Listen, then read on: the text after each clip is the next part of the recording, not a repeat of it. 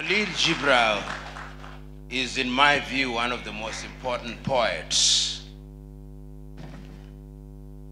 ever to have come out of any part of the world.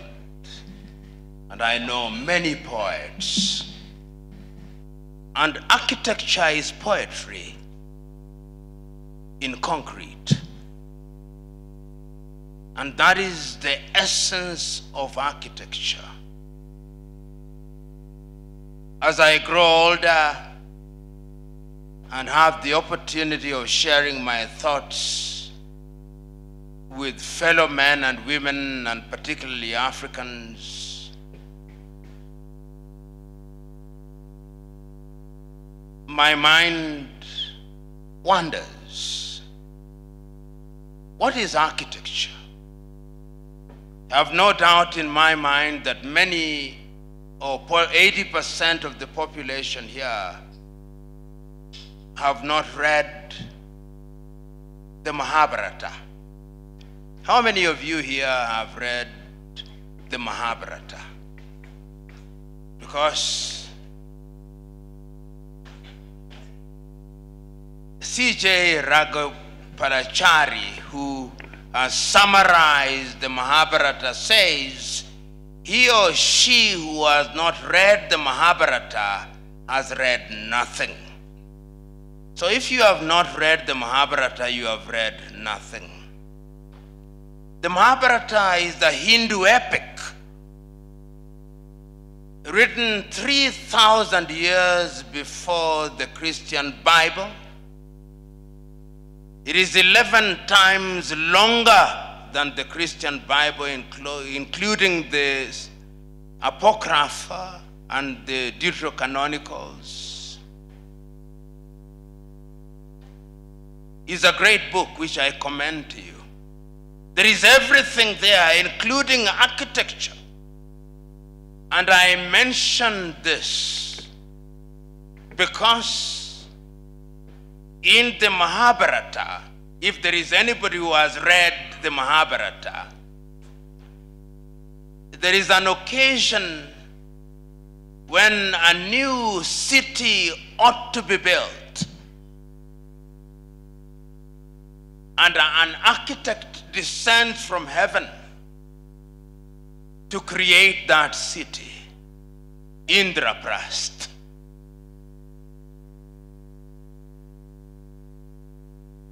Yours is a divine calling.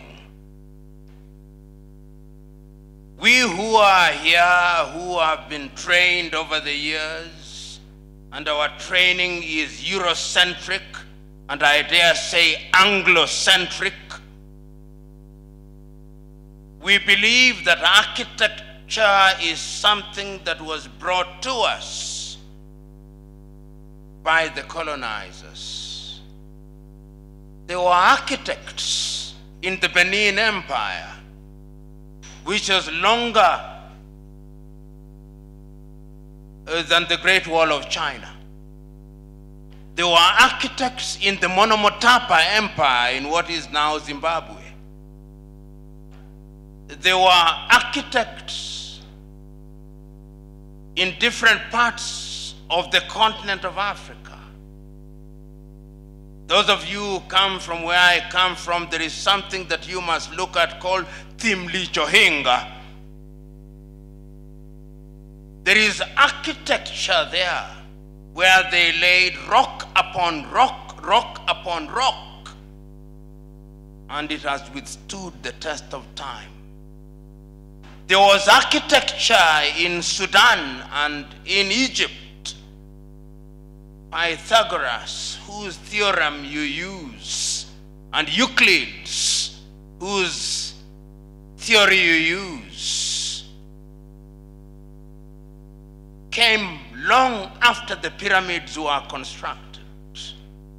And if you look at the mathematics beyond and behind the pyramids, they are as amazing as they are exciting. The Dogons in Mali knew about architecture. So yours is an old profession. is a profession that ought to be given a pride of place. Because the human being emerging from the caves always needed shelter, defined by circumstances and informed by environment. I grew up in this city when it was still a city, forget the name city. When there was planning, things have now gone awry. When we lived in the eastern part of Nairobi, and even the places that they called poor were properly planned. I remember those days fondly in the 1970s and 1980s. When Jericho and Kaloleni and Kunguni and all those places had parkings, were fumigated once every year.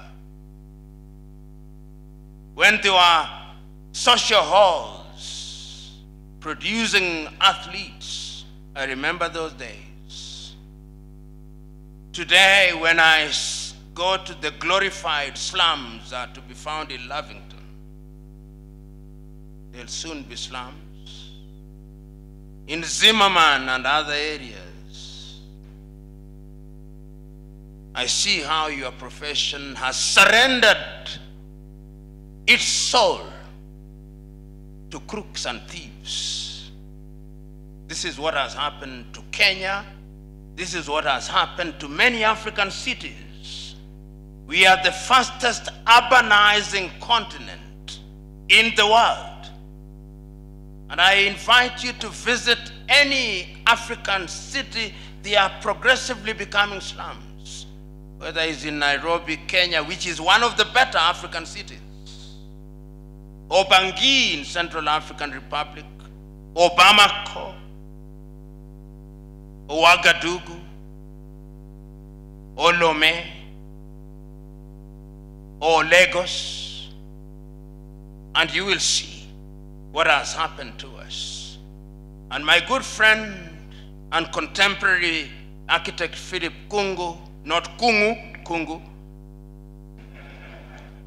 said it so very clearly that architecture is not just about the building that you design, but the environment. Today, we live in a city, Nairobi, where the last major sewerage project undertaken, I know one is being undertaken today, was many years ago. And we never care where we dispose of our solid and non-solid waste. All the rivers in Nairobi are polluted beyond levels that are acceptable anywhere in the world. My good friend talked about his plight when he goes to the Nairobi City County, which is peopled by individuals who are semi-illiterate, let's be direct, who want to assess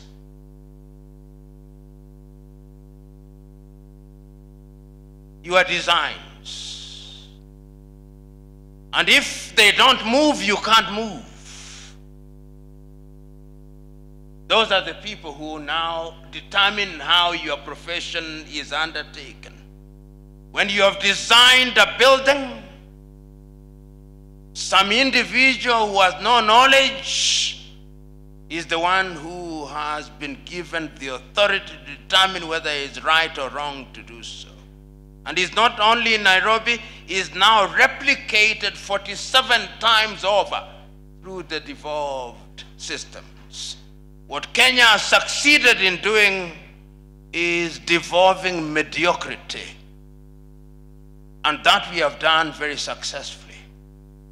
And the professions have become silent and are becoming silent, and what we do is to grumble in forums such as this, where they are not present. So we'll have a forum such as this next year at another place. They do not know what we are doing. They are unmoved and unshaken. What must we do to open their eyes, to remove the scales of their eyes, and to melt the wax of their ears? This is how I understand this initiative of young architects, and youth is relative. They say they are 20 and they are young. That is an oxymoron. But that is understandable. What I hear the young people in your profession saying is that there is a reason and a time to do something about what is happening to our country and to our continent. When you think about architecture in Kenya, you must not be so myopic as to think about Kenya. We are now moving in the direction of East African integration. Are you thinking about what is going to happen in the 10 East African countries? How your architecture is going to be relevant in South Sudan, in Mogadishu, in Kinshasa, in Bujumbura, in Arusha, in Kampala, in Nairobi, Kenya, in Mwanza, in Tanzania, in Kigali, in Rwanda. This is how you must think. And this assembly that we have this evening must be such a one as that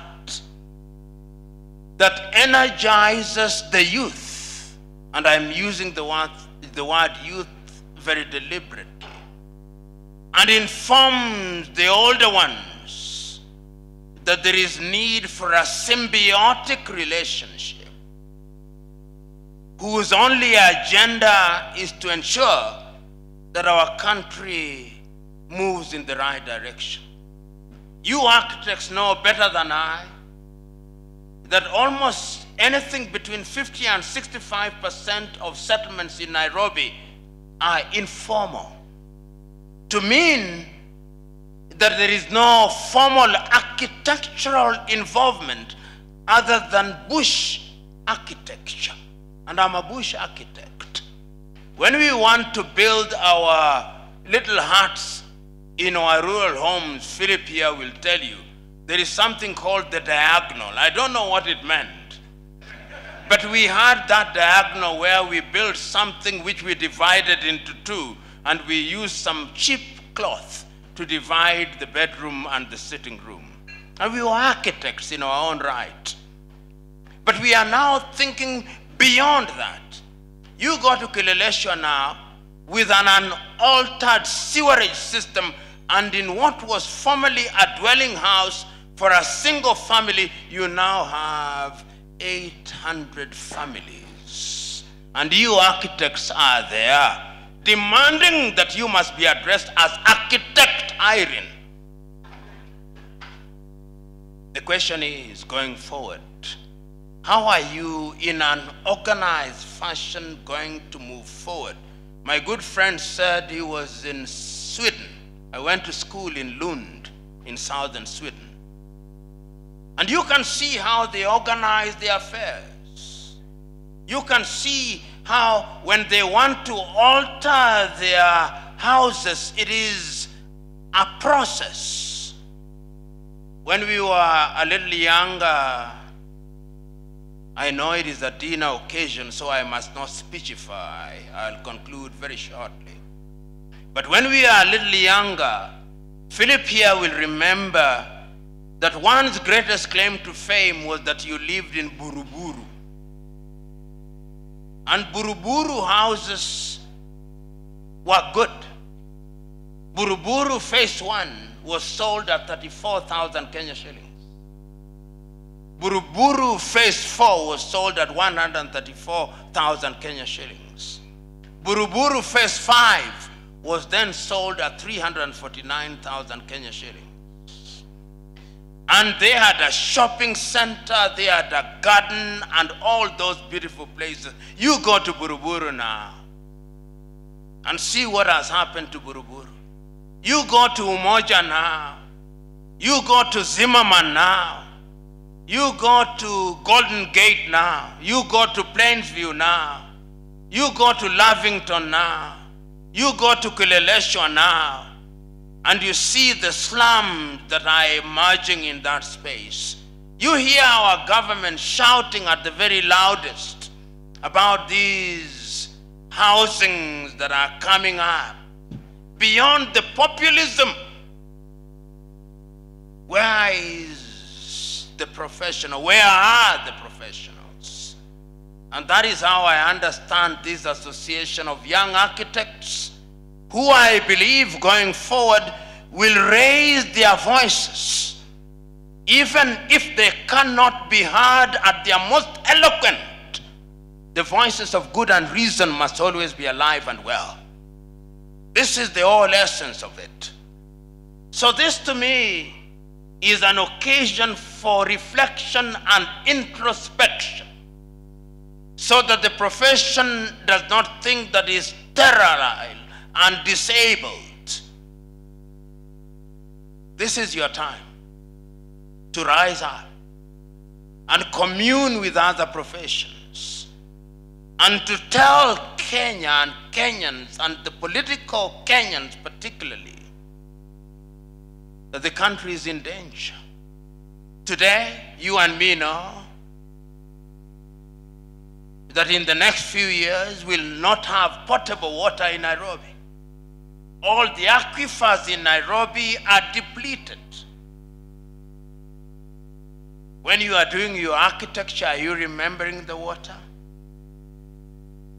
When you are doing your architecture, are we remembering how we are going to dispose of plastic?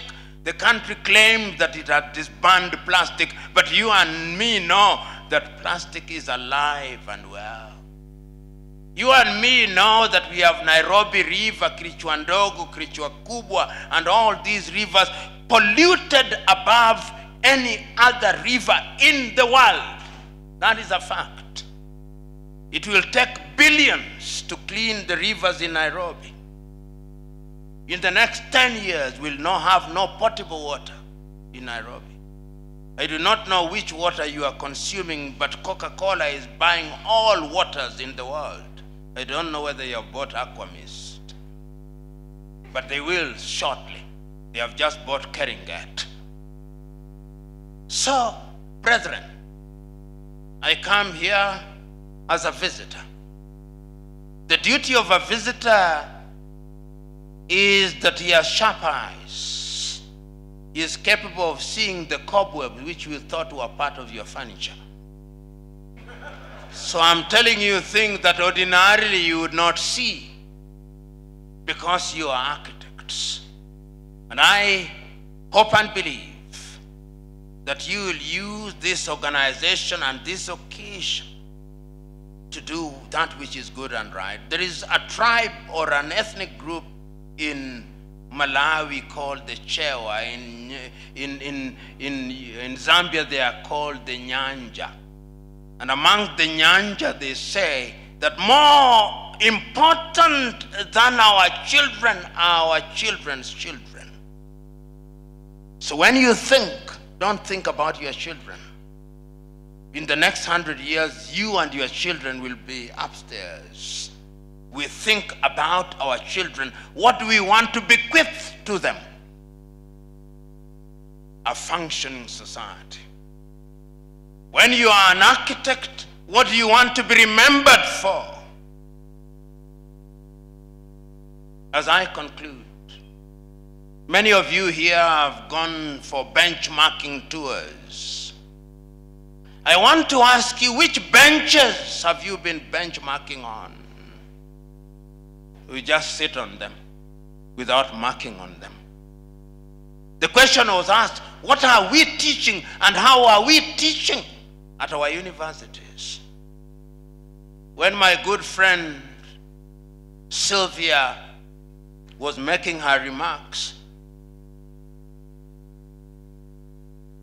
she talked about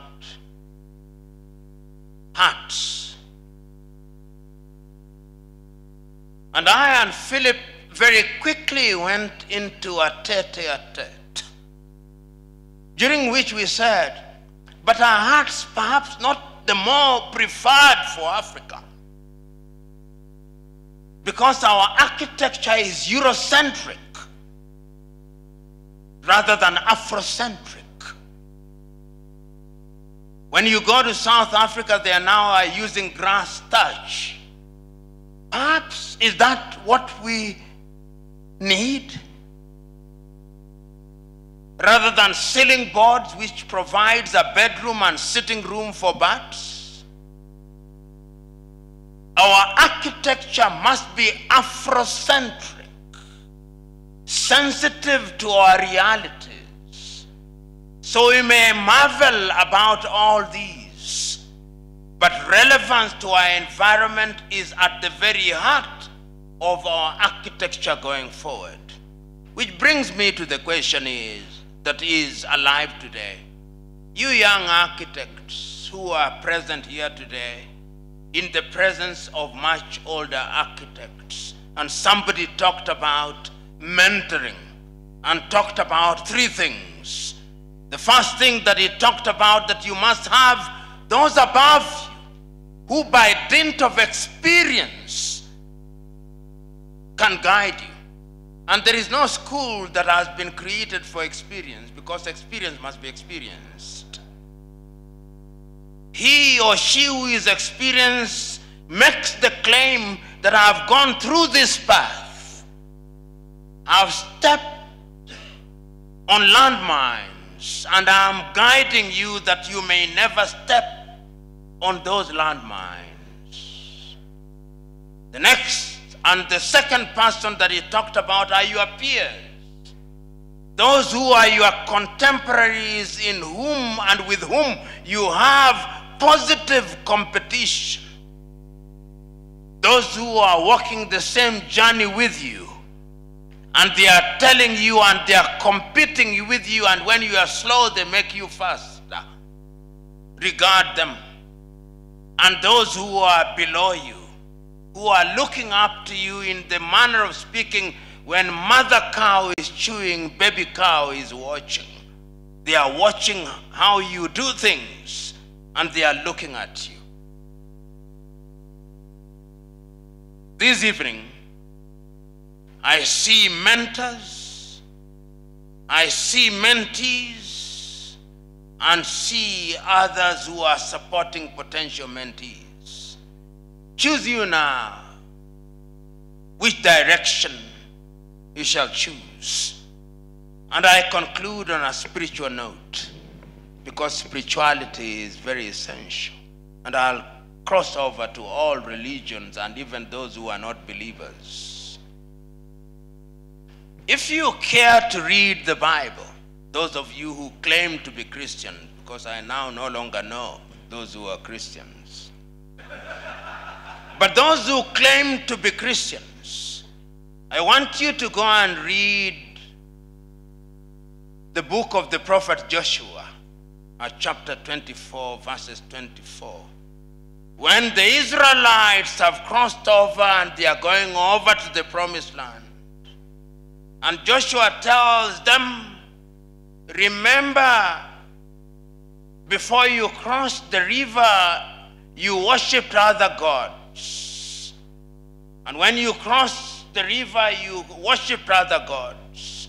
Choose you now whom you shall worship. The gods of your forefathers, or the gods of the Amorites in whose land you dwell. As for me and my house, we shall serve the Lord. And for those of you who are Muslims, when the prophet leaves Mecca and goes to Medina, which is called Medinat ul-Nabi, which is called Medina in ordinary terms, he fights many battles. And he tells them, you must always have friends who will guide you at the right time.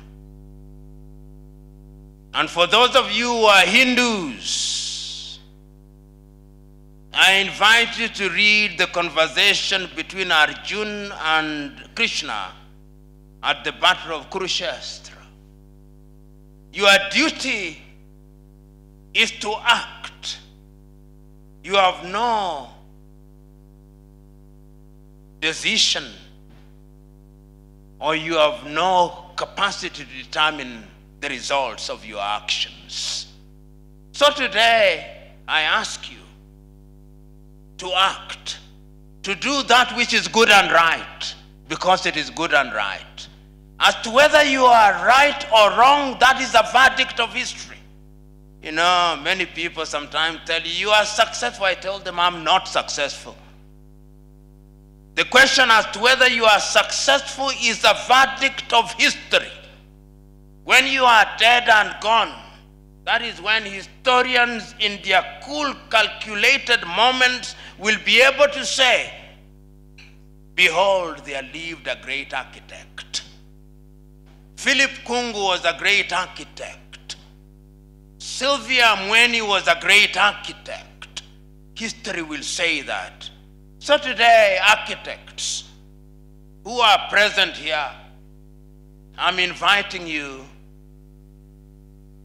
to stop living in silos. Join with us. Those of us who are lawyers, those of us who are engineers, those of us who are surveyors, those of us who are near-dwellers, that we may do it for our country, Kenya, for our continent, Africa, and for humanity. When we do that, then the world will fondly remember us and will say with Gibral that we have no fear, because fear paralyzes, because fear undermines. I'm today therefore urging you to be courageous without being reckless and without being suicidal.